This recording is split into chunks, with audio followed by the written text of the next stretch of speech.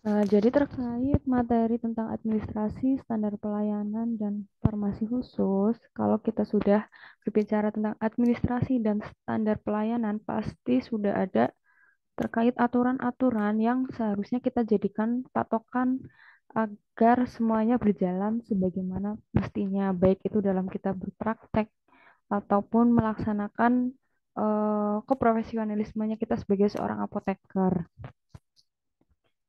Yang pertama yaitu terkait dengan praktek profesionalisme, legal, dan etik.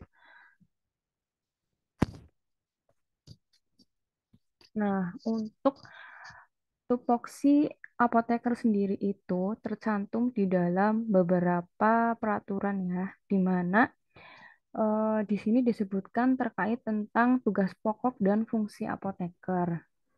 Nah, aturan yang pertama itu disebutkan di dalam Undang-Undang Nomor 36 Tahun 2009, yaitu tentang kesehatan, di mana di dalamnya disebutkan bahwasanya apoteker masuk dalam bagian pemberi pelayanan kesehatan di negara Republik Indonesia. Lalu di PP nomor 51 tahun 2009 tentang pekerjaan kefarmasian. Di sana dijelaskan tentang apa sih pekerjaan kefarmasian itu, lalu bagaimana kewenangan-kewenangan kita di sana. Yang dimana antara lain yang pertama adalah pekerjaan kefarmasian itu meliputi pembuatan termasuk pengendalian mutu, sediaan farmasi, pengamanan, pengadaan, penyimpanan, dan pendistribusian atau penyaluran obat, pengelolaan obat, pelayanan obat atas resep dokter, pelayanan informasi obat, serta pengembangan obat, bahan obat, dan obat tradisional.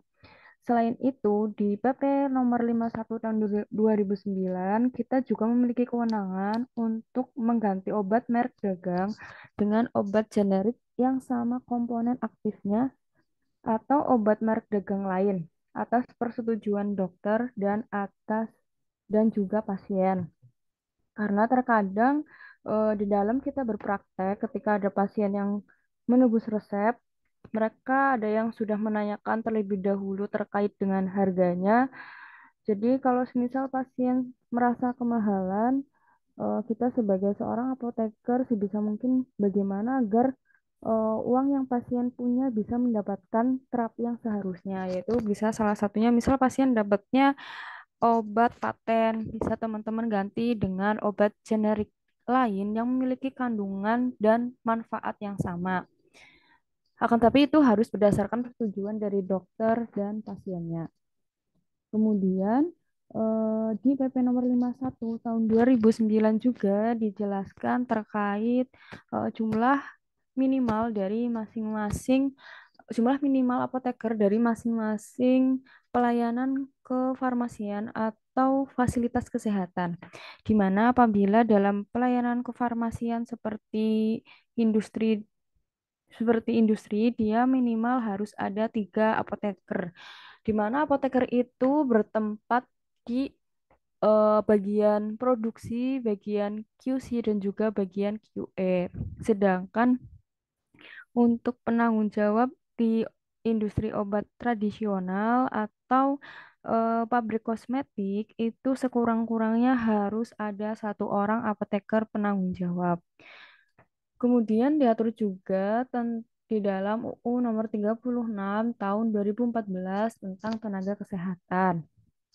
Dan untuk sumpah janji apoteker itu ada dalam PP nomor 20 tahun 1962, di mana di sana disebutkan ada beberapa bab, yaitu bab 1 sampai dengan bab 5. Bab 1 berisi tentang kewajiban umum seorang apoteker, lalu kewajiban terhadap pasien, lalu kewajiban terhadap sejawat apoteker, lalu kewajiban terhadap petugas tenaga kesehatan lain, dan di bab 5 berisi tentang penutup. Nah, itu untuk tupoksi dan fungsi apoteker dan juga beberapa peraturan yang mengatur bagaimana sih tupoksinya. Kemudian selanjutnya adalah tentang regulasi terkait administrasi apoteker. Nah, ini sangat penting sekali buat melegalkan kita berpraktek baik di fasilitas kefarmasian atau di fasilitas pelayanan kesehatan. Di mana yang pertama diatur di Permenkes RI nomor 889 tahun 2011 tentang registrasi izin praktek dan izin kerja tenaga kefarmasian. Untuk STRA itu dikeluarkan oleh KFN, sedangkan STRTTK oleh Kepala Dinas Kesehatan Provinsi. Yang kedua, pedoman penyelenggaraan uji kompetensi dikeluarkan oleh IAI setempat. Lalu sertifikat kompetensi dikeluarkan oleh IAI setempat. Nah, mohon maaf, untuk pedoman penyelenggaraan itu dikeluarkan oleh KFN, sedangkan sertifikat kompetensi oleh IAI setempat. Dan untuk SIPA dan juga SIPTTK dikeluarkan oleh Kepala Dinas Kabupaten atau Kota dengan syarat kita harus melampirkan registrasi STRA dan juga sudah mendapatkan rekomendasi dari IAI setempat. Kemudian juga diatur dalam Permenkes RI nomor 31 tahun 2016 tentang perubahan atas Permenkes nomor 889 tahun 2011 yang dimana itu yang tadi disebutkan di atas. Nah, di sini lebih dijabarkan lagi bagaimana itu SIPA dan berapa kewajiban SIPA yang boleh kita miliki. Nah, untuk SIPA sendiri itu merupakan surat izin praktek apoteker yang berlaku untuk apoteker baik di pelayanan maupun di fasilitas produksi. SIPA bagi apoteker di fasilitas kefarmasian hanya diberikan untuk satu tempat fasilitas kefarmasian. Biasanya ini diperuntukkan untuk apoteker-apoteker yang berpraktek baik di industri farmasi maupun di distribusi obat. Yang ketiga, bagi apoteker yang berpraktek di pelayanan kesehatan, dia boleh memiliki SIPA paling banyak yaitu 3 tempat, seperti misal apotek, rumah sakit, atau klinik. Itu untuk yang ada di pelayanan kesehatan. Itu tadi regulasi terkait administrasinya ya. Kemudian selanjutnya yaitu regulasi terkait standar pelayanan apoteker di fasilitas kesehatannya. Nah, yang pertama yaitu standar pelayanan apoteker di rumah sakit. Untuk standar pelayanan kefarmasian apoteker di rumah sakit, dia itu diatur dalam Undang-Undang Nomor 44, maaf ini ya, 44 harusnya, tahun 2009, kemudian ada di Permenkes 56 tahun 2014, di mana di sana berisi tentang klasifikasi dan perizinan rumah sakit. Klasifikasi rumah sakit itu sendiri ada 2 jenis, yaitu jenis pelayanan rumah sakit umum dan jenis pelayanan rumah sakit khusus. Kemudian dijelaskan juga terkait klasifikasi untuk rumah sakit umum itu biasanya ada kelas A, B, C, D, sedangkan untuk rumah sakit khusus dia itu ada di kelas A, B, C, di mana kelas A, B, C ini dibedakan dengan masing-masing jumlah apoteker yang dimiliki dan juga jumlah bed yang dimiliki oleh rumah sakit. Misal untuk yang pertama yaitu klasifikasi.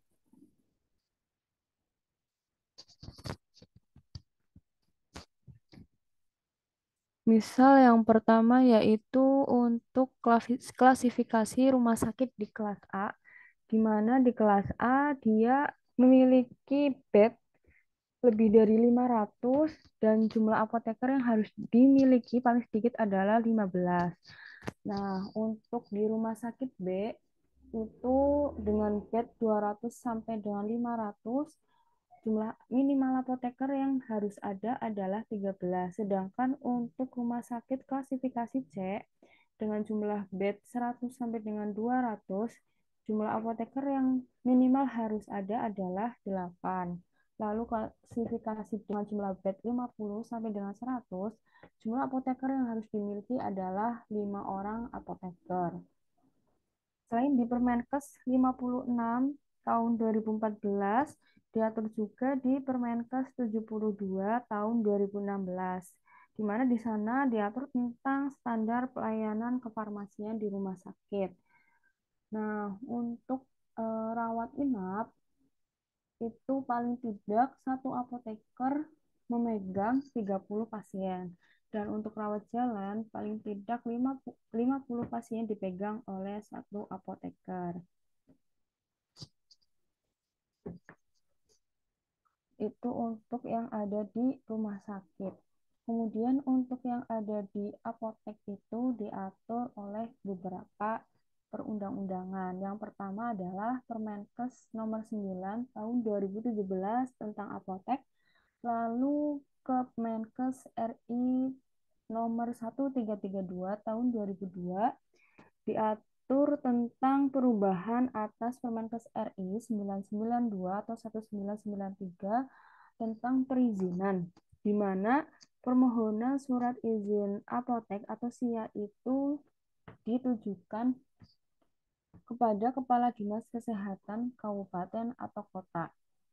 Dan selain kedua itu diatur juga di Permenkes nomor 73 tahun 2016 tentang standar pelayanan kefarmasian di apotek, di mana di sana seharusnya yang melaksanakan standar pelayanan kefarmasian adalah apoteker penanggung jawab dengan dibantu oleh apoteker pendamping atau juga tenaga teknis kefarmasian.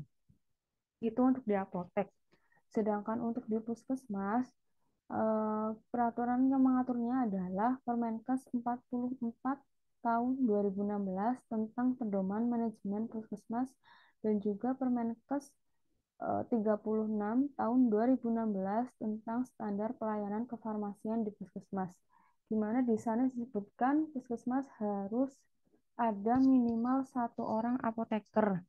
Dan untuk rawat inap atau rawat jalan harus ada satu apoteker, minimal satu apoteker apabila pasiennya ada 50 pasien. Itu untuk regulasi terkait bagaimana standar pelayanan apoteker di fasilitas kesehatan. Kemudian selanjutnya adalah regulasi terkait standar pelayanan apoteker di fasilitas sediaan farmasi. Di sini diatur terkait beberapa fasilitas karena sediaan-sediaan di farmasi juga lumayan banyaknya, tidak hanya dari bahan kimia, kadang juga ada dari obat alam, bahkan kosmetik pun juga masuk ke dalam ranah kita. Nah, untuk fasilitas yang pertama yaitu ada fasilitas industri farmasi, di mana untuk mendapatkan izin dia dikeluarkan oleh Dirjen Binfar dengan pemenuhan CPOB yang diajukan kepada Kepala BPOM, lalu administrasi diajukan kepada Kepala Dinas Kesehatan Provinsi, dan juga untuk industri farmasi ini jumlah apoteker yang harus ada minimal yaitu 3, ada di bagian produksi, QE, dan QC. Dan untuk peraturan ini ada di dalam PP 51 tahun 2009.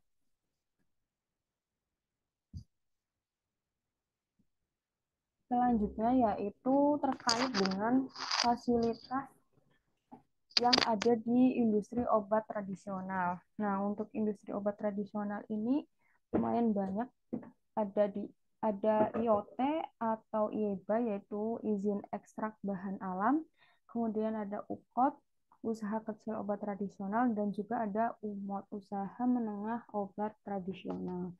Untuk IOT atau IEBA, izin itu dikeluarkan oleh Dirjen Binfar, sedangkan UKOT oleh Kepala Dinkes Provinsi dan UMOT oleh Dinkes Kabupaten atau Kota, di mana masing-masing ketiga tempat ini untuk jumlah apoteker yang harus ada yaitu satu orang apoteker. Terkait aturan yang mengatur ada dalam Permenkes nomor 6 tahun 2012. Selain dua itu juga tadi kan ada di industri kosmetik. Lah, untuk industri kosmetik sendiri, jumlah apoteker yang harus ada minimal adalah satu. Peraturan yang mengatur itu ada beberapa. Yang pertama PP 51 tahun 2009, lalu Permenkes 1175 tahun 2010 tentang izin produksi, lalu Permenkes 1176 tahun 2010 tentang notifikasi kosmetik.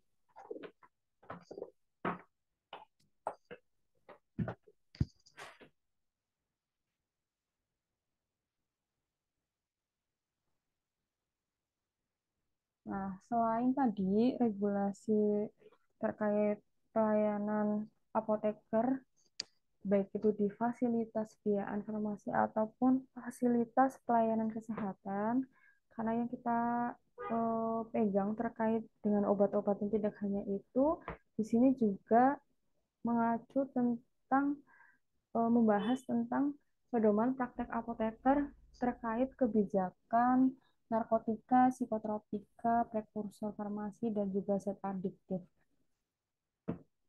Tentang ini amat sangat diperhatikan karena ada beberapa golongan dari psikotropika ataupun narkotika yang hanya boleh untuk tujuan penggunaan pendidikan dan dia belum sampai untuk dalam penggunaan pengobatan. Di mana di sini itu ada beberapa undang-undang yang mengatur. Yang pertama adalah Undang-Undang Nomor 35 Tahun 2009. Di sana dijelaskan tentang psikotropika, di mana psikotropika itu memiliki 4 golongan, dan golongan satu hanya dapat digunakan untuk tujuan ilmu pengetahuan. Selain mengatur psikotropika, UU nomor 35 juga mengatur tentang narkotika.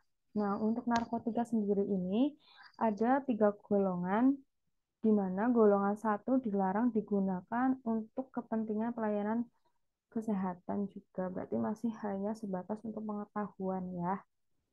Lalu PP nomor 4 tahun 2010 dia mengatur tentang prekursor, di mana prekursor sendiri adalah zat atau bahan pemula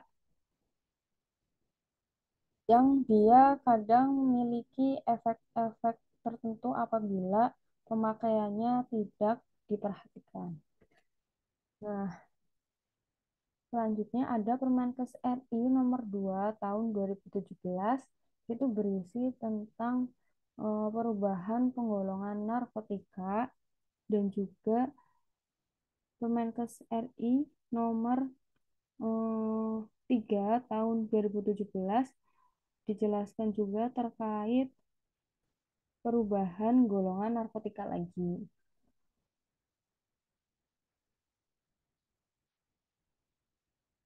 Selanjutnya ada Permenkes RI nomor 3 tahun 2015.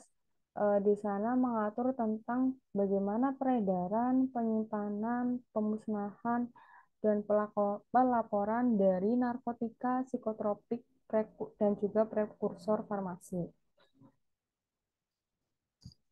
Kita buka satu persatu yaitu terkait tentang peredarannya.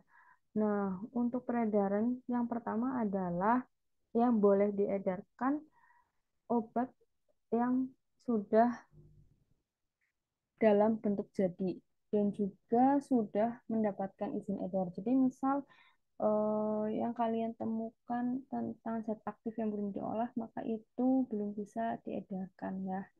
Lalu yang kedua adalah terkait tentang pemesanan. Pemesanan itu dilakukan dengan surat pemesanan atau laporan pemakaian dan lembar permintaan obat atau LPLPO. Dalam hal ini khususnya yang biasa menggunakan LPLPO adalah puskesmas. Kemudian untuk SP narkotik, psikotropik, dan prekursor itu terdiri atas tiga rangkap, di mana tiga rangkap ini terbagi dari satu sebagai arsip, dua diberikan kepada PBF, di mana kita memesan si narkotik, psikotropik, dan prekursor tersebut.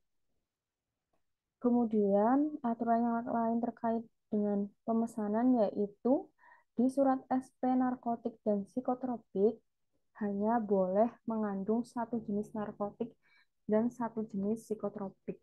Jadi semisal teman-teman ada keperluan memesan dua narkotik, berarti itu harus bisa SP. Kemudian yang selanjutnya yaitu untuk prekursor bisa mengandung lebih dari satu jenis prekursor. Berarti bisa digabung ya. Misal ada pseudo sama fenil, nah itu berarti bisa digabung untuk SP-nya. Itu untuk peredaran. Kemudian terkait dengan penyimpanan, yang pertama biasanya adalah berupa gudang, ruangan, atau lemari khusus. Yang kedua, terkait penyimpanan itu sendiri biasanya sudah ada spesifikasinya di dalam undang-undang, seperti dia harus terbuat dari bahan yang kuat, terpisah, double lock, kemudian menempel, dan tidak dapat dibawa.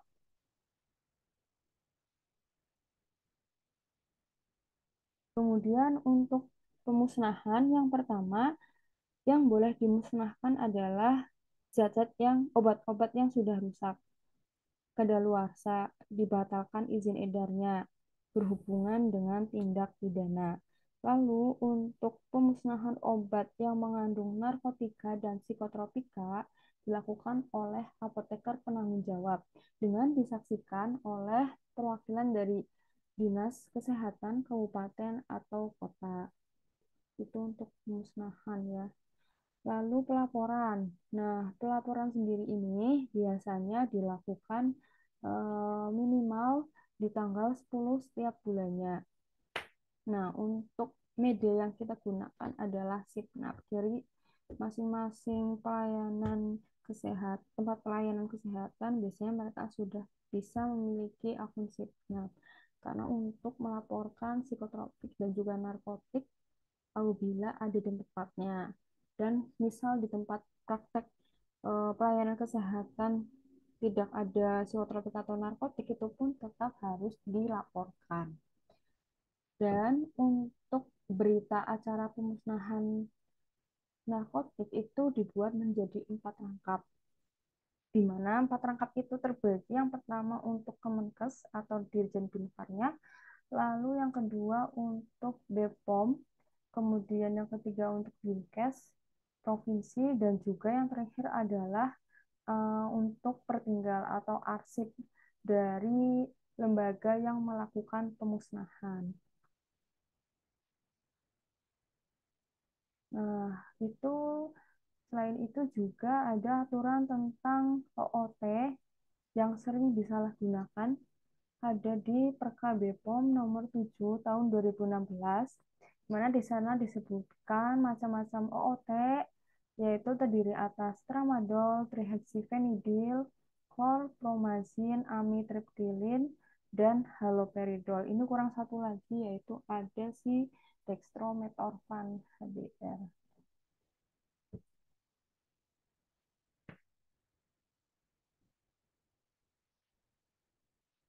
Setelah itu, terkait dengan pelayanan kefarmasian, juga kita memegang beberapa kebijakan-kebijakan tentang golongan obat.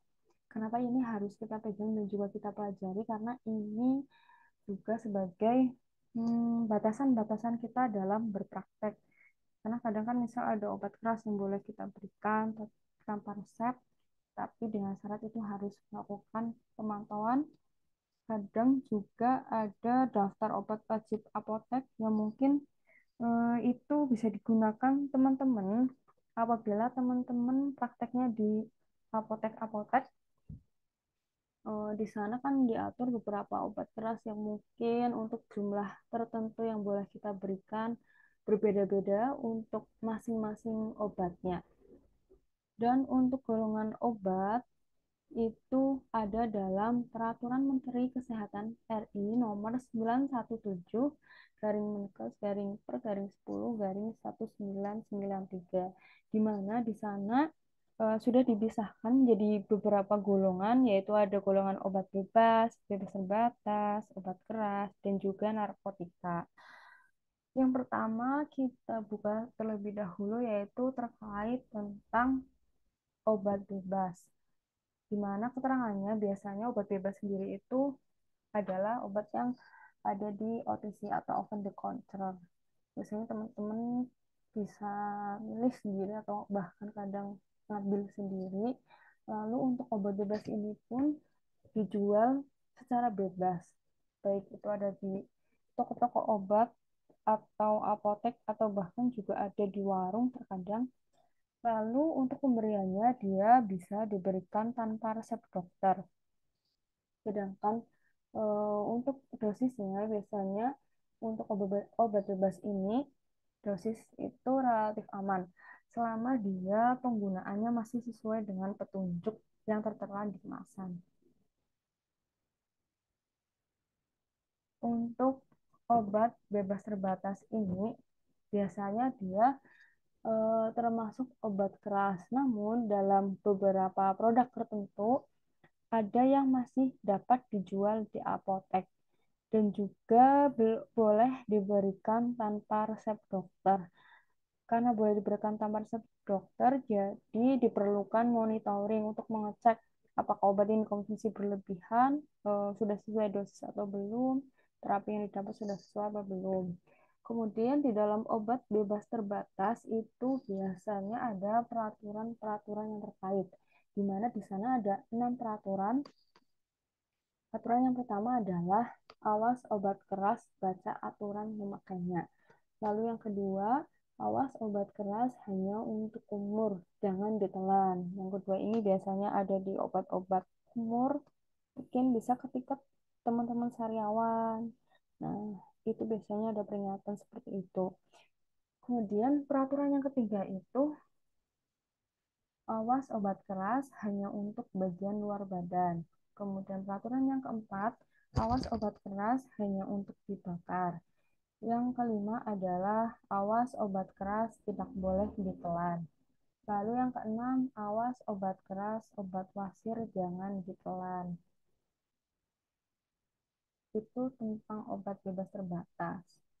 Lalu golongan selanjutnya adalah golongan obat keras, di mana untuk golongan obat ini pemberiannya itu harus menggunakan dengan resep dokter.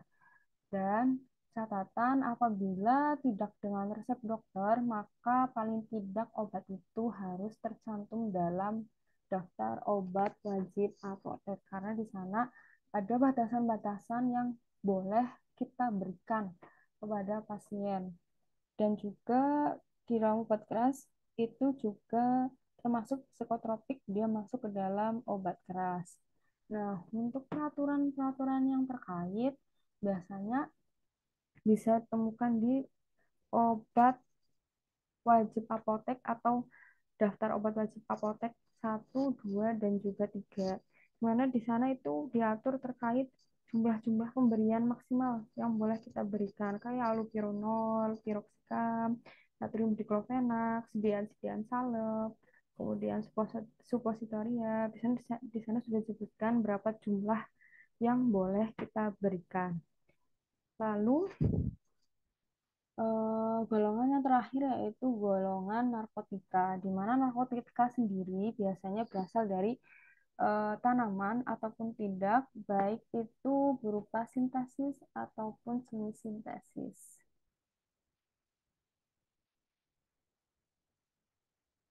Nah, ini terkait tentang beberapa contoh obat yang sering sekali dikeluarkan di soal-soal UKAI, ditanyakan terkait jumlah maksimal yang boleh kita berikan. Yang pertama yaitu tentang kontrasepsi oral. Jumlah maksimal yang boleh diberikan adalah 1 siklus dengan catatan dia sebelumnya sudah pernah mengonsumsi obat kontrasepsinya dan juga dia sebelumnya sudah konsultasi dengan bidan ataupun dokter kandungan. Apabila teman-teman menemukan pasien meminta obat kontrasepsi akan tetapi dia belum pernah konsultasi dengan dokter ataupun bidan, maka langkah lebih baiknya teman-teman tidak memberikan dan memang harusnya tidak diberikan, akan tetapi teman-teman menyarankan untuk pasien berkonsultasi terlebih dahulu. Lalu antibiotik topikal ini boleh kita berikan dengan jumlah satu tub. Kemudian omeprazol 7 tablet, ranitidin, allopurinol, dan diclofenac, piroxicam, cetirizine, ciproheptadin itu boleh kita berikan 10 tablet. Kemudian untuk obat gentamisin obat mata, baik itu tetes ataupun salep, jumlah yang kita boleh berikan adalah satu tub atau satu botol. Sedangkan asam mefenamid dan juga metoklorpramid, mereka boleh kita berikan dengan jumlah maksimal adalah 20 tablet. Lalu untuk kortikosteroid topikal, kita boleh memberikan sejumlah satu tub dan antibiotik TBC, kita boleh memberikan jumlah maksimalnya adalah satu paket. Dengan catatan sebelumnya dia harus sudah kontrol dengan dokter terlebih dahulu dan juga merupakan resep ulangan. Berarti ini hampir sama aturannya kayak kontrasepsi oral ya. Nah, itu tadi terkait dengan beberapa standar pelayanan kefarmasian apoteker di beberapa tempat kefarmasian, di beberapa tempat fasilitas-fasilitas kesehatan, dan juga terkait tentang regulasi-regulasi, tupoksi. Nah, untuk selanjutnya kita ada tentang kode etik dan juga aplikasinya. Karena kan tadi dijelaskan terkait dengan sumpah kita ya. Ada beberapa kewajiban-kewajiban yang harus kita penuhi, baik itu kepada pasien atau kepada teman sejawat, bahkan kepada sejawat petugas kesehatan lain. Dalam hal ini berarti bisa mungkin dokter, perawat, atau bidan. Yang kode etik yang pertama kita lihat yaitu bagaimana sih kewajiban kita terhadap pasien. Eh, jadi di sana kita diharuskan untuk mengutamakan kepentingan dan juga hak asasi masyarakat atau pasien dan juga melindungi pasien. Berarti kita harus memberikan terapi sebaik mungkin untuk keluhan-keluhan yang dialami oleh pasien. Selain terapinya juga kita berhak untuk memberikan terkait penjelasan-penjelasan dengan terapinya, obat yang akan diberikan. Jadi di sana kita harus untuk menyampaikan secara sedetail mungkin. Nah, kemudian kewajiban kita terhadap teman sejawat di sana dijelaskan tentang untuk saling menasehati terhadap kode etik, kemudian mempergunakan kesempatan untuk meningkatkan kerjasama antar apoteker, baik dalam memelihara keluhuran martabat jabatan kefarmasian atau dalam kita berpraktek ya. Kemudian juga dijelaskan terkait eh, kewajiban terhadap sejawat petugas kesehatan lain, di mana di sana kita diminta untuk meningkatkan hubungan profesi. Karena kalau misal hubungannya kita udah baik kan, kalau ada apa-apa mau diskusi atau gimana pasti bisa lebih enak gitu. Lalu juga kita diharuskan untuk saling menghargai tupoksi-tupoksi profesi. Karena pasti di masing-masing profesi kita memiliki tupoksi yang berbeda-beda dan juga dianjurkan untuk bisa menjauhkan dari hilangnya kepercayaan masyarakat terhadap petugas kesehatan lain.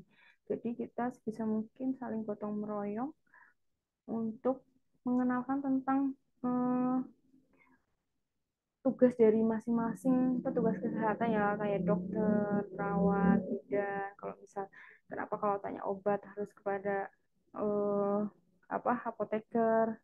Nah, dari situ kalau misal udah banyak sekali masyarakat yang bertanya obat tentang kepada apoteker, pasti di situ kepercayaan juga akan tumbuh dan juga masyarakat bisa lebih mengenal lagi tentang profesi kita.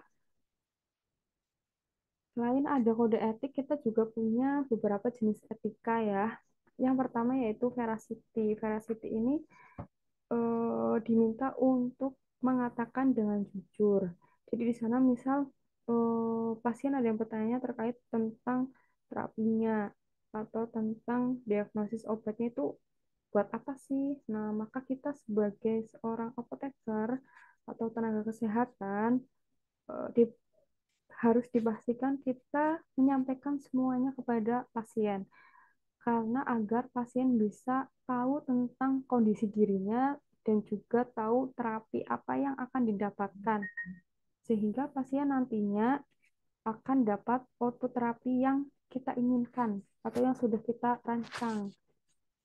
Kemudian ada non-maleficence yaitu terkait dengan kondisi pasien di mana ada kondisi-kondisi tertentu yang mengharuskan kita berpikir untuk bagaimana caranya agar pasien tetap bisa nyaman. Misal di sini contohnya itu adalah ketika pasien tidak bisa menelan obat, maka kita harus meminimalisir terkait pemakaian obat oral. Kayak ketika mungkin kita temukan pasien dengan kondisi kejang, maka di situ kan berarti untuk obat oral tabletnya tidak bisa, maka kita ganti lain dengan yang efeknya lebih cepat, misal dengan cara pemakaiannya melalui rektal gitu. Kemudian yang ketiga adalah beneficence, yaitu melakukan dengan baik. Maksudnya di sini adalah kita memberikan obat tidak serta-merta hanya memberikan ini obatnya gitu.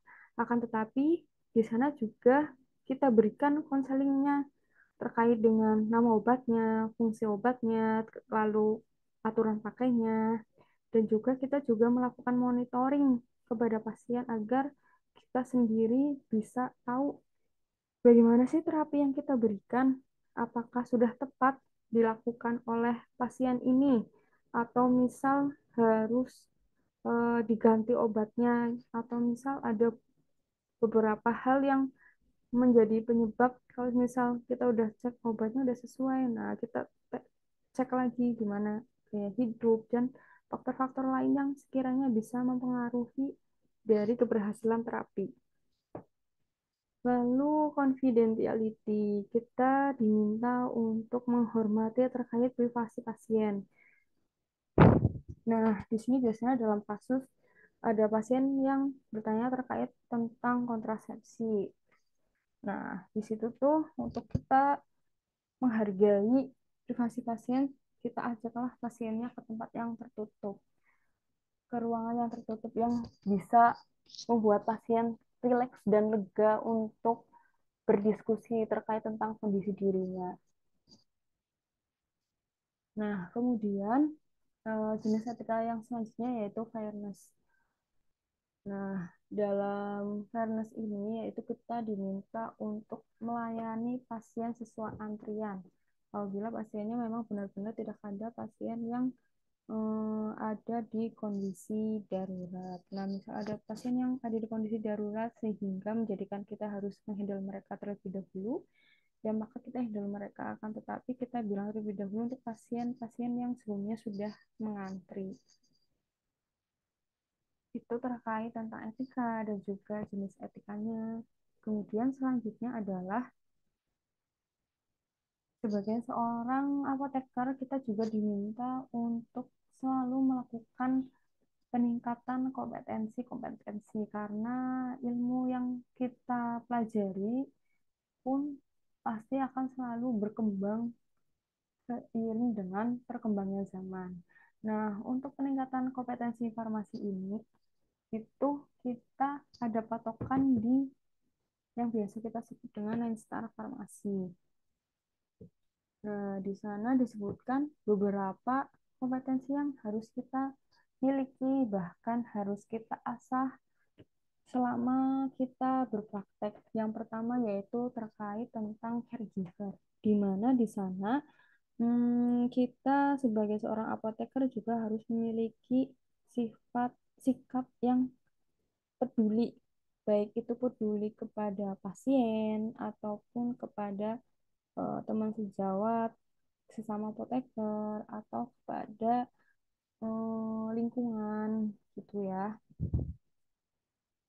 Nah, kemudian yang kedua adalah terkait tentang decision maker. Nah, decision maker ini juga perlu kita miliki. Decision maker merupakan kemampuan kita untuk memberikan keputusan terkait dengan kebijakan-kebijakan yang berpengaruh dengan pekerjaan kefarmasian. Nah, selanjutnya adalah komunikator.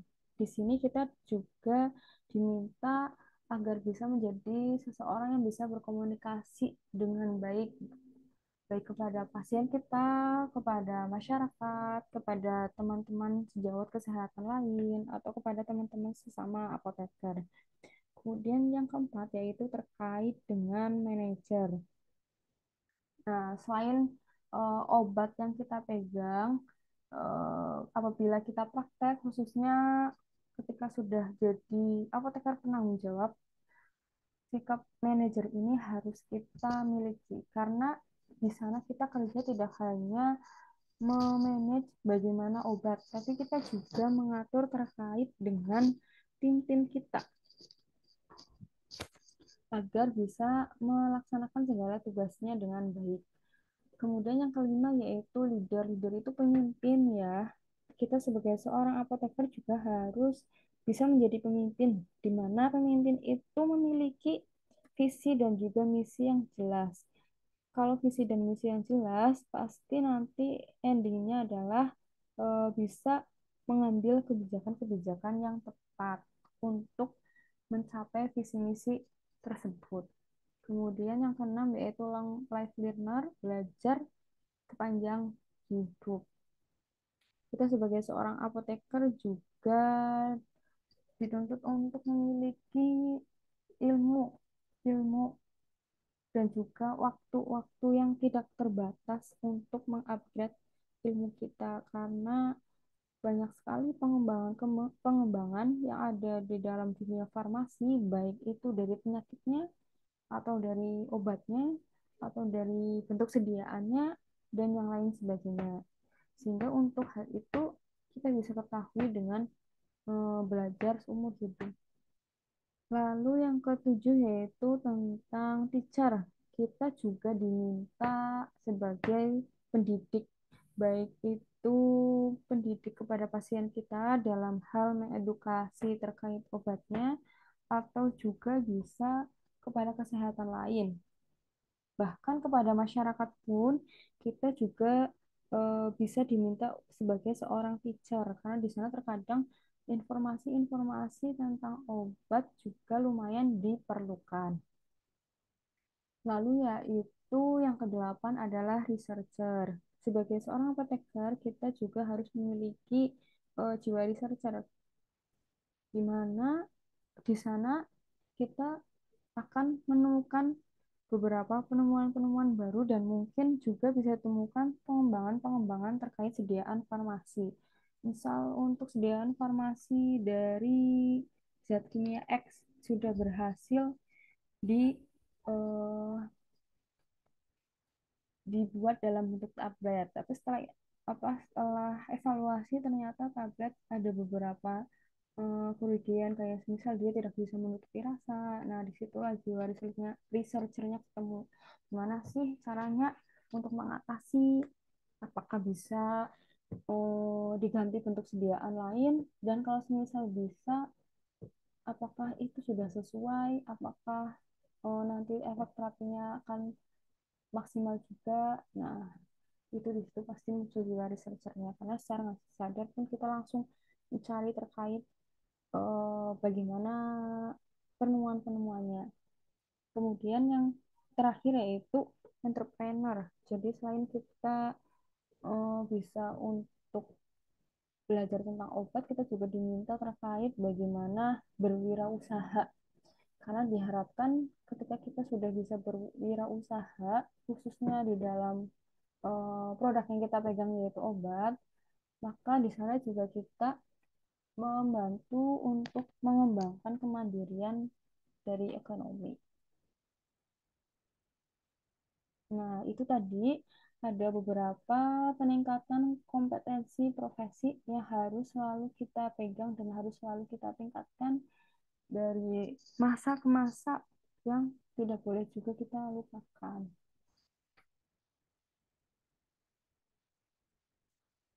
Nah, kemudian eh, di standar pelayanan kefarmasian karena kerja kita adalah berkaitan dengan obat, pasti di sana tidak jauh-jauh ada resep, di mana resep itu adalah permintaan tertulis, baik itu dari dokter, dokter gigi, ataupun dokter hewan.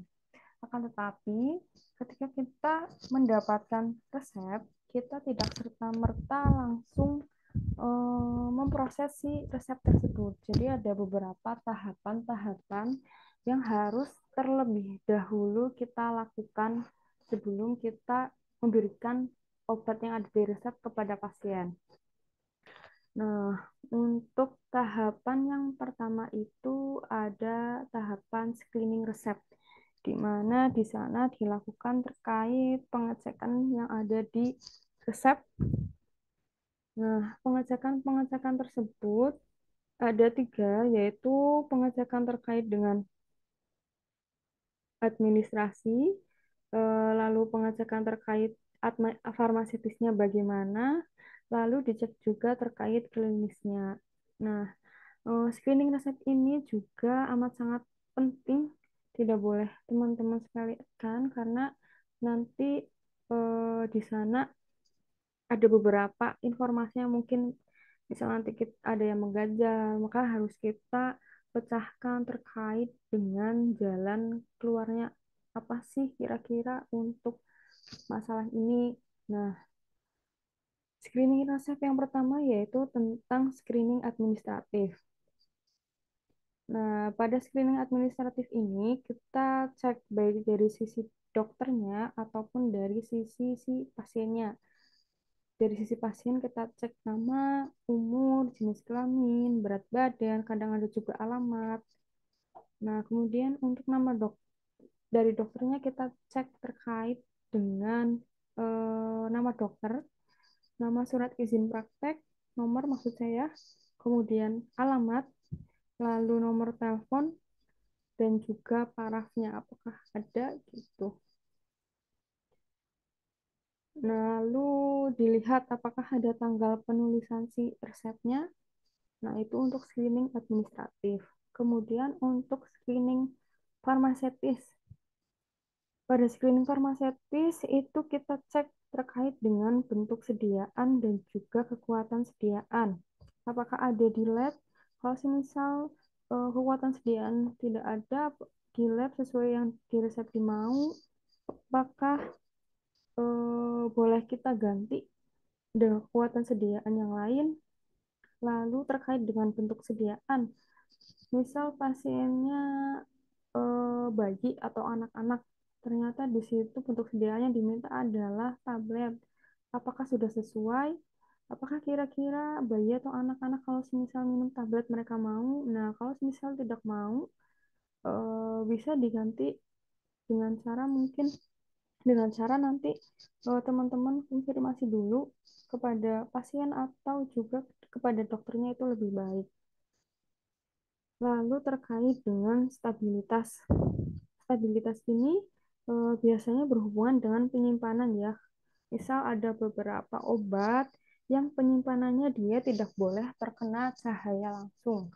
Nah, kalau misalnya ada obat yang seperti itu, kira-kira harusnya disimpan di tempat apa nih?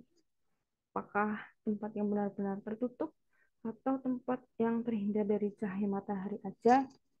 Nah, itu yang perlu kita cek. Lalu terkait dengan kompatibilitas. Kompatibilitas itu ketercampuran obat. Apakah sudah sesuai obat itu dicampur? Misal ada antibiotik dibikin puyar, dicampurnya sama paracetamol. Apakah bisa seperti itu? terkait dengan antibiotik sendiri, aturan minumnya dia berbeda, yaitu di mana dia harus dihabiskan, sedangkan paracetamol sendiri kadang hanya untuk mengurangi gejala, misal pasien sudah selesai demamnya atau sudah sembuh, pasti kebanyakan mereka tidak diminum sampai habis. Nah, kira-kira kalau misal itu obat dibikin puyer campur, apakah tidak berbahaya gitu? Karena aturan minumnya berbeda ya. Lalu yang screening ketiga adalah tentang screening klinis. Nah, di screening klinis ini yang kita cek adalah terkait tentang ketepatan indikasi dan juga dosis obat. Apakah indikasinya sudah tepat, lalu dosis obatnya juga sudah tepat, apakah terlalu kecil atau tidak. Lalu di sana juga disebutkan, dicek juga tentang aturan dan cara lama penggunaan obat. Dan perlu diperiksa terkait duplikasi atau polifarmasi.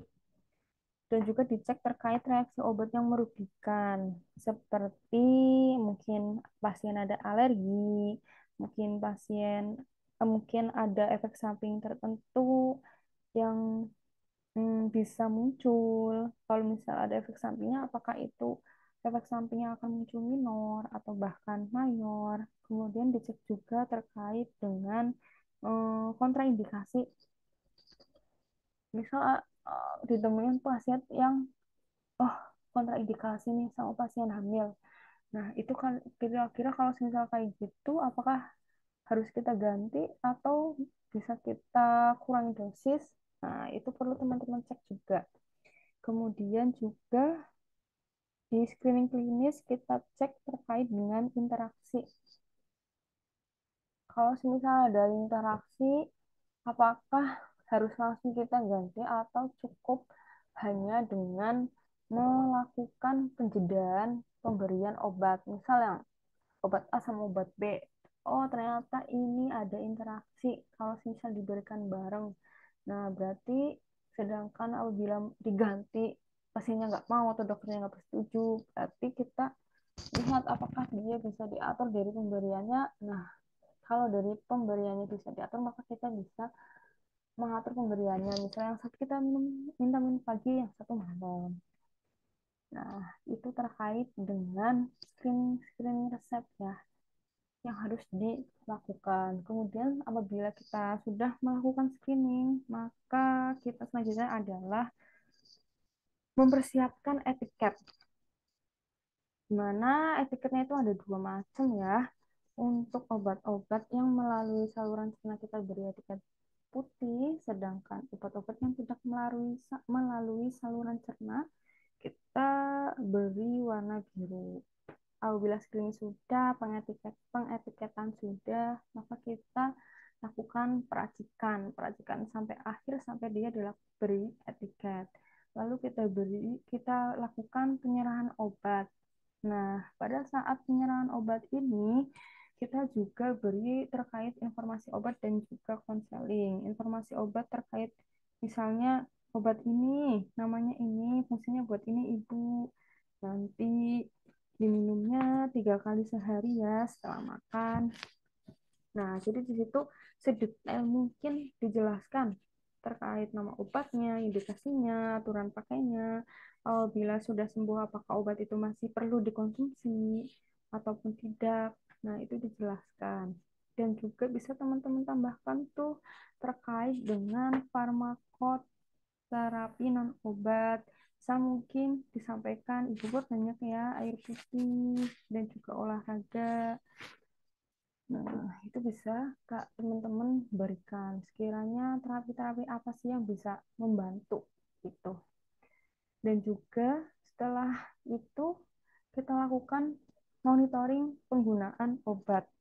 Ini kenapa perlu dilakukan? Karena biar kita bisa melihat terapi yang kita susun apakah sudah sesuai dengan kondisi pasiennya atau kurang sesuai. Nah, kalau misalnya kurang sesuai, dilihat kurang sesuainya di mana, dicari juga terkait dengan jalan keluarnya apa gitu. Nah, pada saat teman-teman melakukan screening resep, apabila ditemukan terkait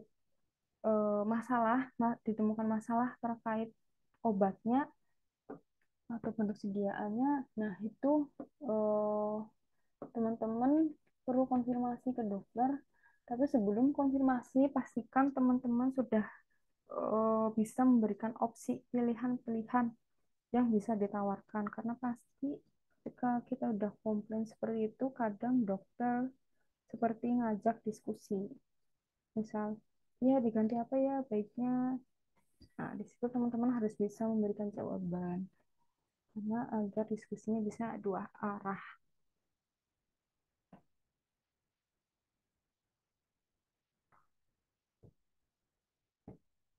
Untuk materi standar pelayanan, sepertinya sampai sini sih. Nah, ini materi selanjutnya itu ada tentang perhitungan dosis. Perhitungan dosis mungkin disampaikan sekilas ya, karena ini nanti ada di pertemuan-pertemuan yang akan datang. Perhitungan dosis, pengadaan, uji BABE. Nah, jadi di sini hanya menyentuh sedikit ya. Perhitungan dosis yang pertama itu ada berdasarkan LPT atau luas permukaan tubuh. Atau biasanya juga ada yang tanya tentang BSA-nya. Nah, ini rumusnya kayak gini. Ada tinggi, dia satuannya dalam sentimeter dan juga bobot dalam kilogram, kemudian dibagi 3.600 lalu diakar.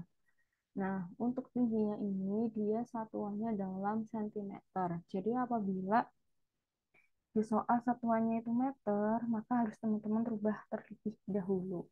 Kemudian ketika sudah dapat LPT-nya, kita langsung masuk saja ke dosis perkiraannya, yaitu LPT di per 1,73 meter persegi dikalikan dengan dosis dewasa. Itu untuk perhitungan dosis dengan luas permukaan tubuh ya.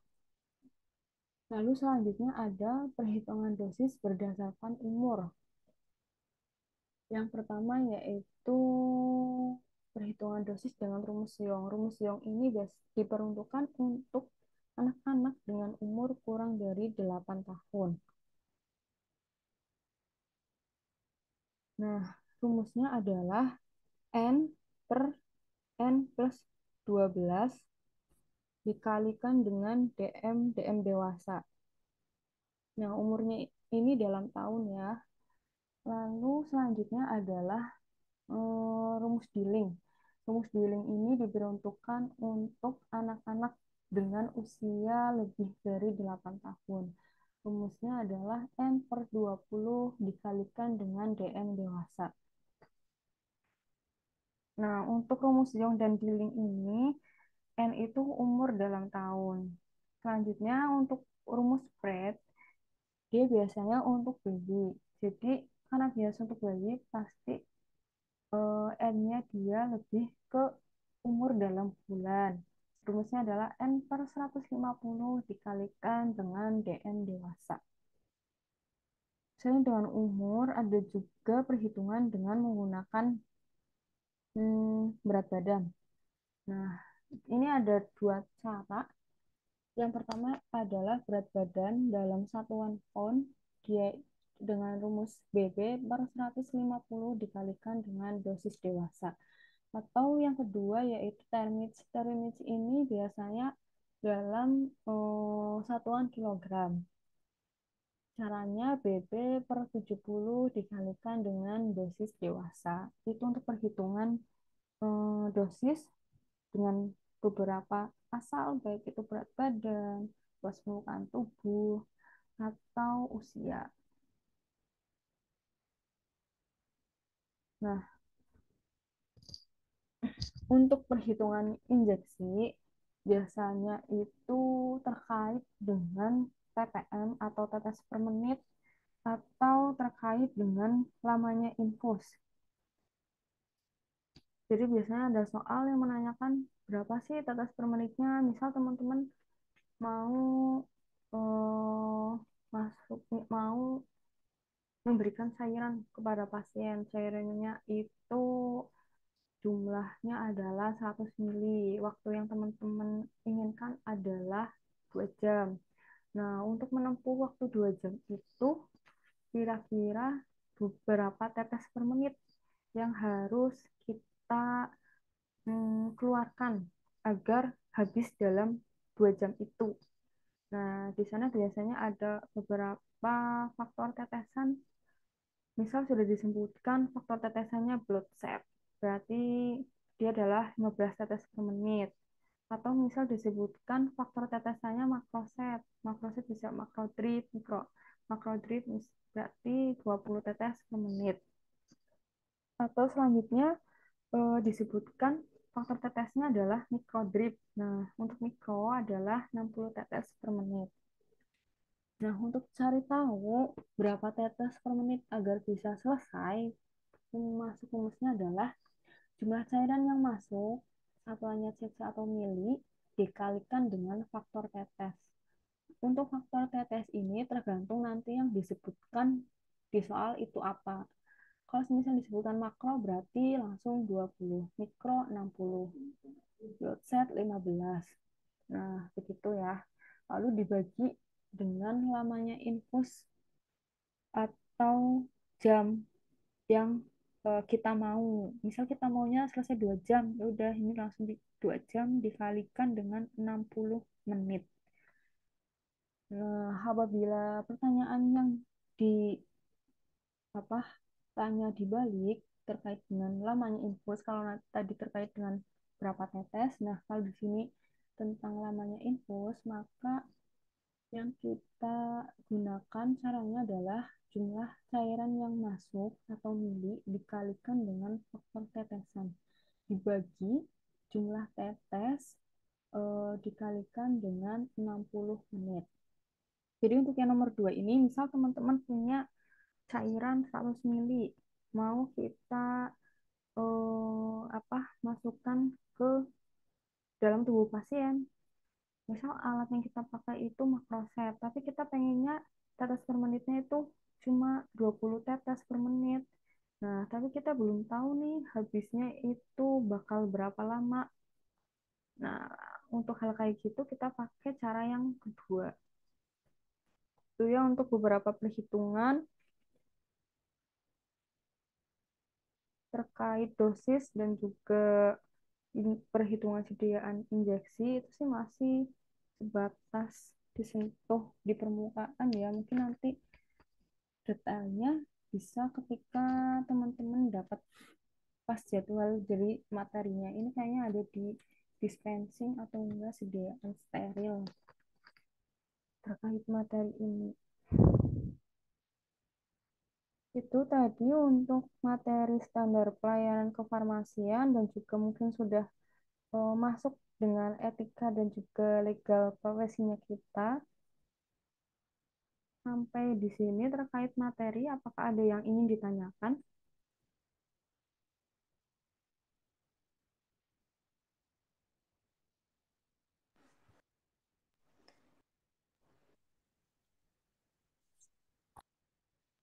Kakak mau nanya, Kak, Gimana? yang kalau buat obat kontrasepsi tadi, kalau baru pakai itu juga diberikan satu siklus ya, Kak? Kalau baru pakai, ya bisa satu siklus, tetapi dengan catatan itu pasiennya memang sudah konsultasi dengan dokter ya. Jadi kalau misal teman-teman dapat pasien nih di apotik minta obat kontrasepsi atau pasiennya mau konsultasi terkait kontrasepsi. Nah, itu bisa teman-teman sarankan dulu untuk konsultasi dengan dokter atau dengan bidan. Jadi kita beri beri satu siklus itu ketika memang pasiennya udah di kondisi pengulangan atau udah memang sudah konsultasi dengan dokter atau bidan. Gitu. Maka di situ teman-teman perlu tanya sih ke pasiennya, sudah konsultasi Bu dengan dokter atau bidan? Kalau misalnya udah, bisa teman-teman berikan.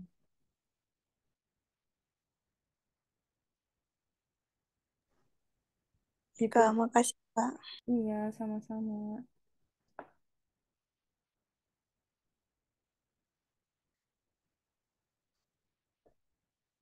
Yang lain ada pertanyaan?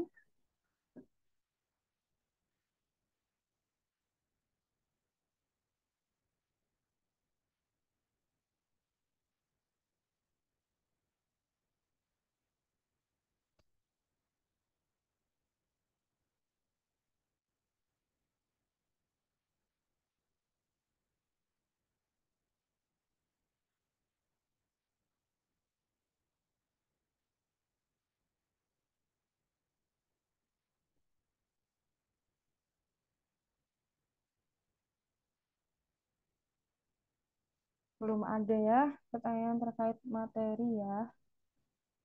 Belum ada lagi. Soalnya susah nggak yang udah ngerjain.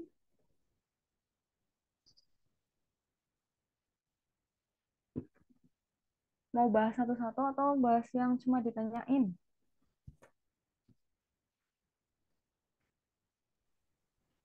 Bahas soal pretest itu sekarang atau nanti ya Kak? Kita hari ini, Membahas soal kita malam ini maksimalin sampai jam 10 aja ya. Nanti sesampainya habis itu dilanjut besok gimana?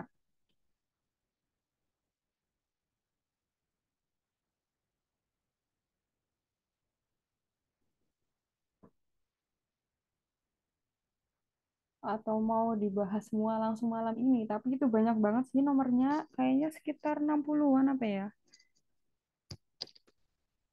Takutnya jam 10 aja nggak apa-apa, Kak. ya oke. Soalnya kemarin kemarin juga ada yang belum selesai sih dan sampai jam 11 terus kayak kurang kondusif gitu. Kak mau nanya dong, Kak. Dia gimana? Kalau perkenan OOT itu yang boleh digabung sama obat bebas bukan sih? OOT, kalau OOT kita lebih cenderung boleh digabungnya ke prekursor kalau di praktek langsung malah. Kalau yang boleh digabung itu yang apa ya, Kak? Prekursor sama OOT. Berarti yang obat bebas itu sendiri. Iya, Prekursor gabung OOT gitu, Kak. iya. Hmm. Kalau buat bebas sendiri, dia masuknya SP reguler. Prekursor OOT, prekursor. Jadi misal teman-teman nih mau pesan obat, di sana ada obat yang bebas, misal kayak paracetamol sama fenomet. Kemudian ada obat yang mengandung prekursor kayak pseudoephedrine. Terus ada obat yang mengandung OOT kayak dextro. Nah, di situ tuh berarti teman-teman paling nggak bikin SP-nya dua, SP yang buat obat bebas, yang tadi misal paracetamol sama asetonafenamat, juga SP prekursor yang SP obat prekursor sama obat OOT-nya gitu. Tapi ada juga apotek-apotek yang misal dia kan udah pakai sistem. Nah, kalau udah pakai sistem itu di situ biasanya belangkonya udah lebih enak karena belangkonya udah ada judulnya sendiri-sendiri, misal prekursor atau OOT kayak gitu. Ya boleh Terima kasih, Kak. ya sama-sama. Yang lain ada lagi sambil jalan ya.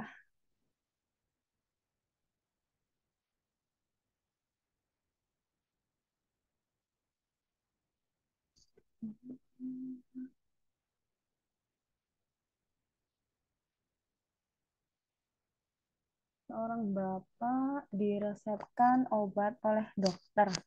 Diketahui bahwa jumlah obat yang diberikan adalah 30 tablet dengan ITER 2 kali. Saat hendak menebus obat ke apotek A, apotek membaca bahwa tertera tulisan dead ITER 1 kali. Berapa sisa obat yang masih bisa ditebus? Ini teman-teman jawabnya berapa? 30 Kak. Ya, 30. Oke, 30. Berarti dari resep asli sampai ITER 2 kali, pasien dapat berapa obat jumlahnya? 90 Kak. Ya, oke. Aman ya di sini ya, masalah ITER.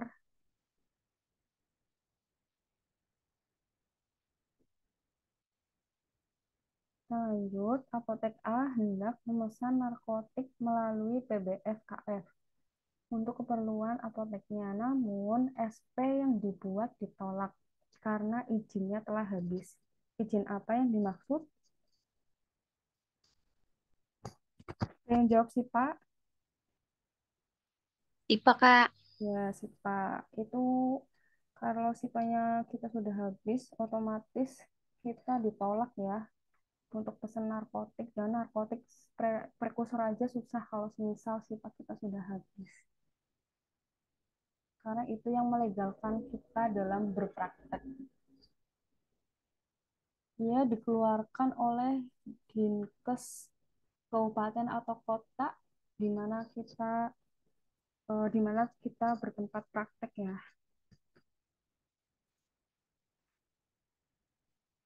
Kemudian, seorang pasien wanita berusia 47 tahun datang ke apotek dengan keluhan rematik. Pasien ingin meminta piroxicam 10 mg. Berapa jumlah maksimal yang boleh kita berikan? 10. Ya, 10. ya 10 piroxicam, NA, allopurinol itu lumayan sering keluar yang jumlahnya 10. Untuk yang jumlah 20 biasanya asam mefenamate sama metoclopramid.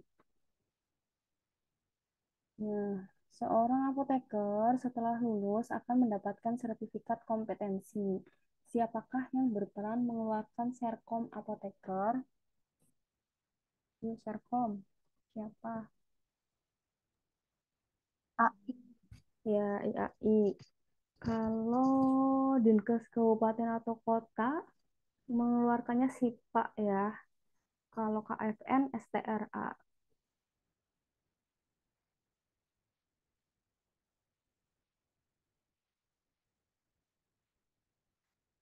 Suatu rumah sakit dengan kapasitas rawat inap 180 bed hanya terdapat satu orang apoteker. Akibatnya, sediaan farmasi banyak yang melewati batas kadaluarsa. Menurut PMK nomor 58 ini harusnya 56 ya teman-teman. Berapa jumlah kekurangan apoteker di rumah sakit tersebut? Nah, kalau berdasarkan PMK 56, jumlahnya 180 bed. Berarti kan itu ada di kisaran berapa sih? 150 sampai 200 ya. Kalau di sekitaran 150 sampai 200 itu apotekernya harusnya 8. Ini kayaknya nggak ada jawabannya deh kalau aturannya yang diminta 56. Nah, kalau apotekernya harus 8 di sini udah satu, berarti kan kekurangannya 7 ya. Tapi ini nggak ada. Oke. Tapi kalau semisal yang diminta PMK 72 tahun 2016,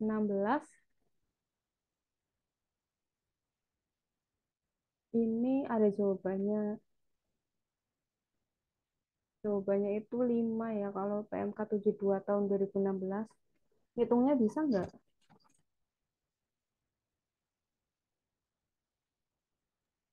Gimana, Kak? Yang tadi yang kalau, jadi kan ini kan di soal, yang dia tanya kan PMK nomor 56 ya. Nah, tadi di materi untuk standar pelayanan kefarmasian, kita buka dulu materinya.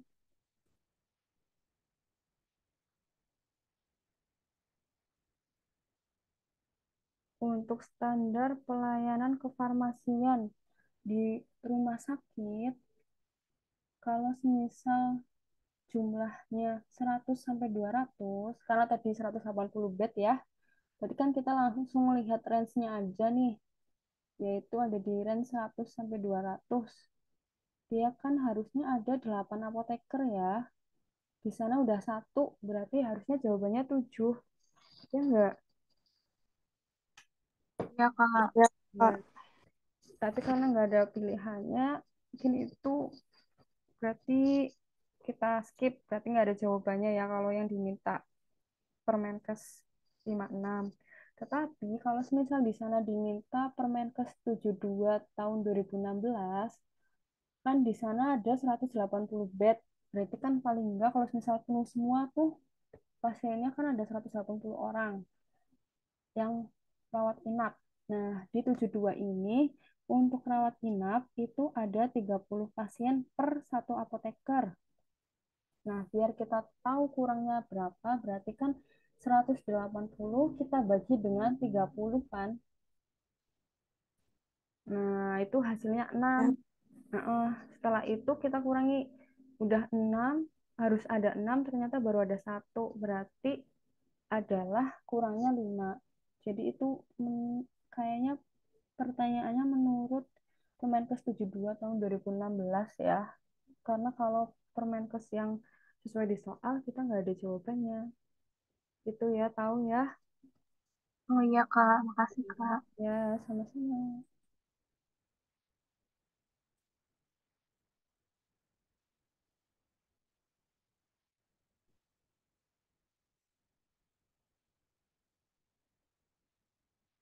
Seorang anak mengalami kejang datang ke IGD dan hendak diberikan diazepam oral oleh dokter. Namun, karena kejang, anak tersebut tidak dapat menelan obat. Sebagai apoteker, rute diazepam apa yang sebaiknya dipilih untuk meredakan kejang pada pasien tersebut? Nah, Rekal. ya, rektal. Ini tadi termasuk dalam ini ya, jenis etika ya. Karena di sana disebutkan ada misal kondisi pasien yang tidak bisa menelan obat, maka kita minimalisir. Misal salah satunya dengan ini, mengganti rute pemberiannya. Pasien wanita dengan usia 56 tahun menerima insulin sebagai terapi diabetes mellitus yang dideritanya. Pasien tersebut menanyakan tentang cara penggunaan insulin kepada apoteker. Rute apa yang disuntikan untuk insulin? Subkutan Kak. Ya, sebutan. Sebutan itu bawah kulit ya. Biasanya tegak lurus, dicubit mukaannya. Seorang pasien datang ke apotek ingin bertanya mengenai cara penggunaan obat kontrasepsi. Kemudian ada pasien lainnya datang. Apoteker mengajak pasien tersebut untuk pindah ke ruang tertutup dan memberitahukan informasi di sana agar tidak dapat didengar oleh orang lain. Prinsip apa yang dipegang?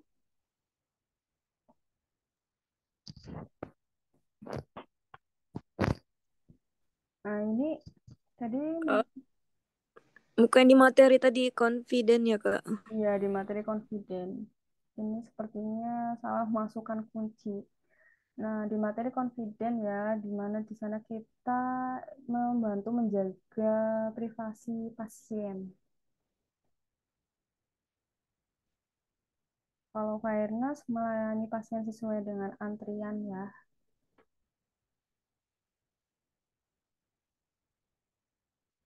Lanjut, Komite Farmasi Nasional merupakan komite yang berfungsi meningkatkan mutu apoteker dan tenaga teknis kefarmasian dalam melakukan pekerjaan kefarmasian di fasilitas kefarmasian. Salah satu tugas KFN adalah mengeluarkan surat izin. Surat izin apa yang dikeluarkan sama KFN? Ada yang ingat? SLA. Ya, STRA, KFN, STRA, SIPA, Dinkes Kabupaten atau Kota, kemudian sertifikat kompetensi oleh IAI. Itu ya, jangan ketukar-tukar. Karena pasti pertanyaan muter-muter gitu sih.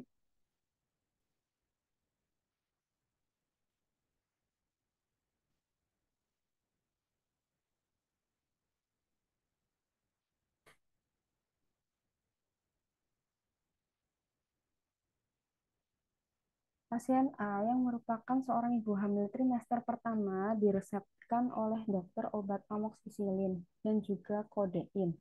Dikarenakan keluhan demam dan batuk, kemudian diketahui kodein sendiri merupakan obat dengan kategori kehamilan C. Apa yang sebaiknya disarankan oleh apoteker? Kalau di kondisi kayak gini kira-kira gimana? Konfirmasi ke dokter, Kak. Ya, konfirmasi ke dokter ya terkait dengan kategori kehamilan psikodetin.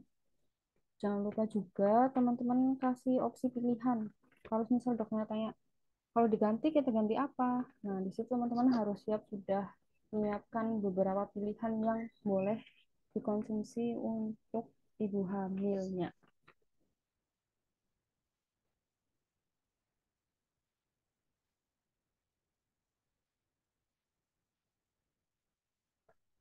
Pelaporan narkotika dan psikotropika harus dilakukan secara rutin oleh fasilitas pelayanan kesehatan seperti puskesmas, klinis, rumah sakit, dan juga apotek. Lewat manakah pelaporan tersebut?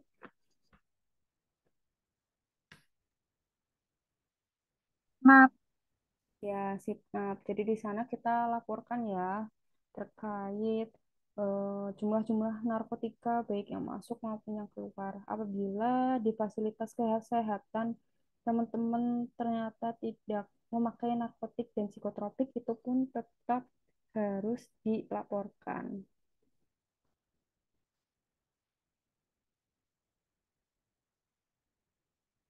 Ibu A mengalami demam sejak pagi hari, namun ia memiliki riwayat alergi parasetamol. Obat apa yang dapat diberikan kepada Ibu A?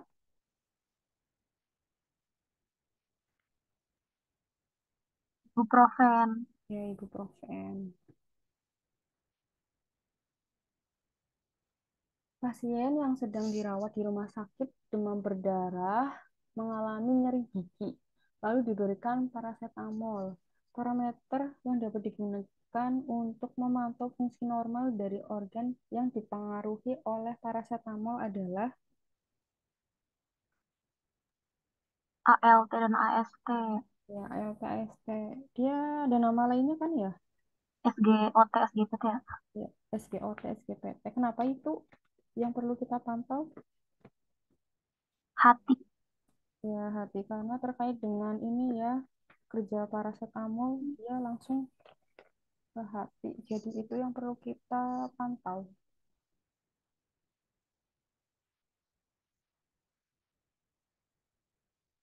Registrasi. Ini registrasi belum aku sampaikan pertemuan depan. Industri obat akan melakukan perubahan nama dagang obat antihipertensi amlodipin dari nama amlo menjadi amlodi. Jenis registrasi variasi apa yang perlu dilakukan oleh industri tersebut? Minor bukan, Kak? Minor, tapi dia masuknya minor yang notifikasi. Jadi nanti di sana itu ada pembagiannya sih. Aku kasih gambaran sedikit ya. Untuk registrasi itu ada registrasi ulang.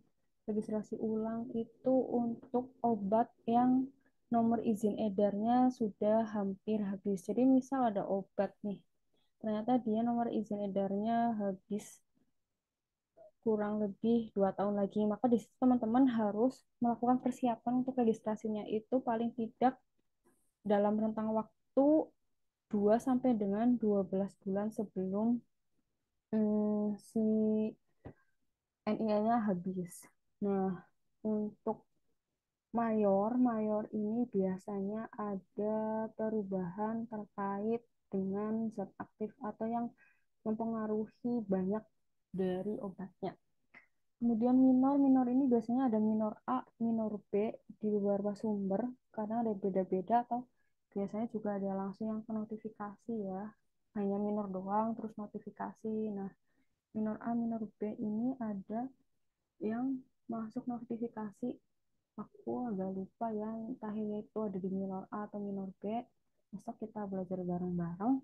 Nah, itu di sini biasanya ada yang terkait dari ini nih, kayak perubahan nama, terus ada perubahan kemasan. Nah, itu di situ. Kemudian ada juga tentang eh, registrasi baru. Baru itu berarti untuk obat-obat yang memang belum mendapatkan nomor izin edar ya. Itu terkait registrasi. Kita kulas lebih dalam besok ya.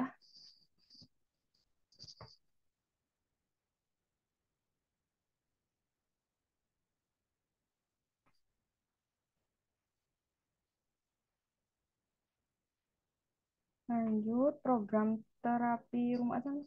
Ini jawabannya atas, ini jawabannya yang atas itu minor. Program terapi rumahan metadon atau PTRM adalah program yang bertujuan membantu pecandu narkotika untuk berhenti menggunakan atau mengurangi dampak buruk dari penyalahgunaan opioid. Di manakah seharusnya metadon disimpan? Kemari khusus narkotik ya, karena dia salah satu obat golongan narkotika. Ini untuk perhitungannya tadi terkait dengan sediaan steril atau injeksi ya. Tentang infus, ini ada yang bisa, ada yang jawabnya 7 tetes, 17 tetes per menit nggak?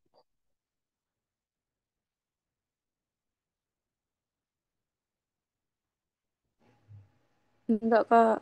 Nggak ada. Oke, mau besok apa mau sekarang? Udah jam 10 sih.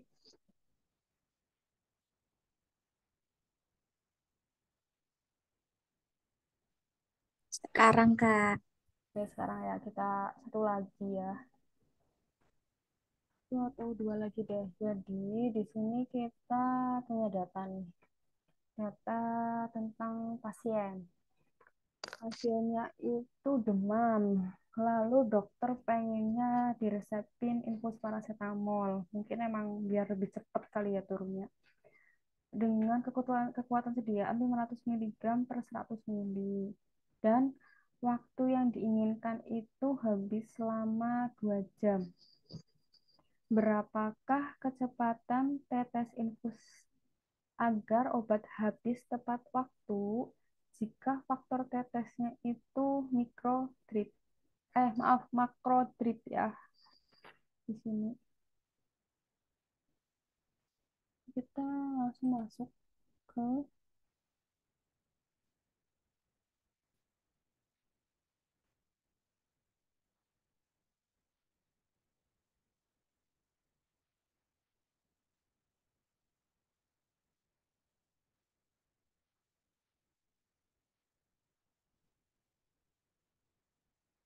nah, jadi di soal yang kita ketahui itu yang pertama eh, langsung ada faktor tetes.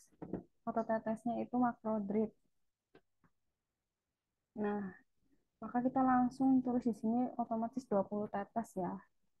Karena tadi di materi kalau makro itu 20, mikro 60, bolot set itu 15. Dan jumlah cairan yang ada itu 100 mili dengan waktu yang dimau habis 2 jam. Berapa lama tetes per menit yang akan dihasilkan kalau waktunya 2 jam? Nah, untuk mencari tetes per menit, rumus yang kita gunakan adalah jumlah cairan yang kita masukkan ke dalam tubuh pasien dikalikan dengan faktor tetes. Ini faktor tetes nanti menyesuaikan di soal apakah blood set, microtrip, atau macrotrip. Kemudian dibagi dengan waktu dikali 60 menit. 60 menit ini langsung ya dari paketan dari rumusnya. Nah, untuk biar gampang ini langsung kita masuk ke rumusnya. Nah, untuk cairan yang dimasukkan kan 100 mili ya. Kita masukkan 100 mili, kemudian kita kalikan 20. 20 ini dapat dari mana? Dari faktor tetes ya. Faktor tetes dapat dari mana? Dari soal. Di soalnya makrodrip. Nah, kita pakainya 20. Kemudian waktu yang digunakan adalah 2 jam. Nah, ini 2 jam dari soal, lalu dikali 60. Nah, kalau misalnya sudah masuk rumus semua, tinggal teman-teman hitung seperti biasa. Maka kita ketemunya adalah 16,67. Karena di pilihan nggak ada, kita lipatkan ke atas, jadi ketemunya 17 tetes per menit. Ini rumusnya yang atas. Nah, gambaran rumus aslinya kayak gini ya. Ini rumus aslinya. Lalu kita masukkan ke dalam soal. Ini caranya. Nah, kalau teman-teman udah hafal, nggak ditulis diketahui, nggak apa-apa. Kalau misal buat biar lebih teliti, ditulis diketahui, dioret-oretan, besok nggak apa-apa. Dari sini ada pertanyaan nggak? Kak, Hmm, berarti yang 50 miligramnya itu nggak berpengaruh ya di hitungan? nggak berpengaruh, karena di hitungan itu yang pengaruh adalah terkait dengan jumlah cairan nih. Baik, jadi baik perhitungan yang diminta tetes per menit atau lamanya infus, itu yang kita pakai cuma jumlah cairan yang masuk, faktor tetes, sama lamanya infus. Ya kan? Kayak tinggal diputer-puter aja ini sih sebenarnya. Ini dari faktor tetes, dari rumus yang pertama, ini cuma tinggal diputer-puter aja sih sebenarnya teman-teman kalau dicermati dengan jeli ya. Ya kan? Ya enggak? Jadi kekuatan sediaan diabaikan. Makasih, Kak. Ya, sama-sama. Ini rumus pertama kan TPM, tetes per menit. Ketika dia ditanyakan tetes per menitnya, maka lamanya infus pasti ada di bawah. Tapi kalau yang ditanyakan adalah lamanya infus, maka tinggal diganti aja. Tuh. Perhitungannya ini clear? Clear, Kak. Iya, Kak. Oke, baik. Satu lagi ya, kayaknya nggak terlalu ini sih. Dosis kayaknya dari tadi.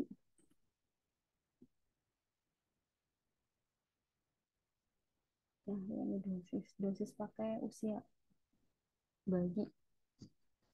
Seorang bayi usia 1,5 tahun dirawat di rumah sakit dan akan diberikan obat X. Lalu diketahui dosis maksimum obat tersebut adalah 40 mg per hari terbagi jadi 3. Berapa maksimum obat sekali pakai untuk pasien tersebut?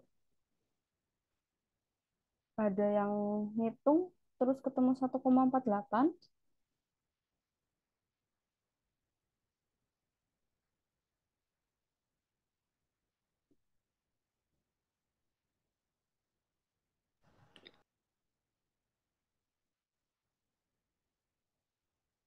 Jadi ini kan perhitungan dosis ya. Sebenarnya ini masih perhitungan dasar sih.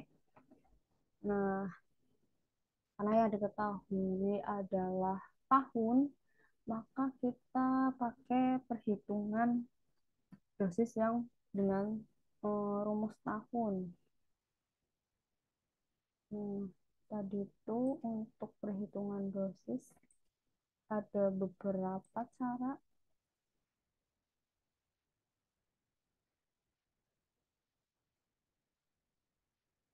Cara yang pertama yaitu berdasarkan umur. Umur dengan usia bayinya tadi 1,5 tahun. Berarti kalau 1,5 tahun kita pakainya rumus yang Yong atau yang Diling. Ya, Ya, pakai rumus yang Yong ya. Rumus Yong itu N per N plus 12 dikalikan dengan dosis maksimum dewasa.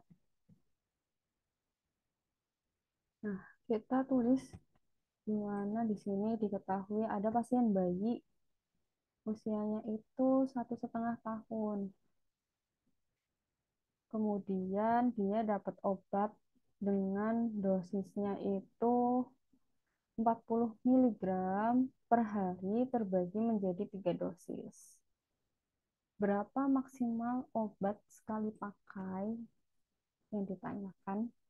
Nah, karena kita tadi udah tahu pakai rumus yang kita gunakan itu rumus Yong, maka kita langsung masukkan saja ke rumusnya. Tadi rumus Yong N per N12 per N ditambah 12 dikalikan dengan Dn. Jadi langsung kita masukkan angkanya, di mana N itu umur ya. umurnya itu 1,5 tahun diper 1,5 tahun ditambah dengan 12. Ini udah langsung aku masukin 13,5 ya. Jadi semoga teman-teman nggak bingung. Nah, 13,5 kemudian dikali dengan 40 miligram. Ini dari dosis ya sehari. Nah, dari ini untuk satu hari kita dapat 4,4 karena yang diminta adalah sekali pakai dan 40 miligramnya ini terbagi menjadi 3, maka ketika teman-teman udah dapat seharinya, langsung kita bagi menjadi 3. Nah, maka hasil yang didapat adalah 1,48. Misal di atas 40 miligram per hari terbaginya menjadi 4 dosis, berarti untuk maksimal obat sekali pakainya kita di sini adalah dibaginya 4 ya. Kayak gitu ya teman-teman. Di sini ada yang bingung, udah ngerti Eh, atau gimana?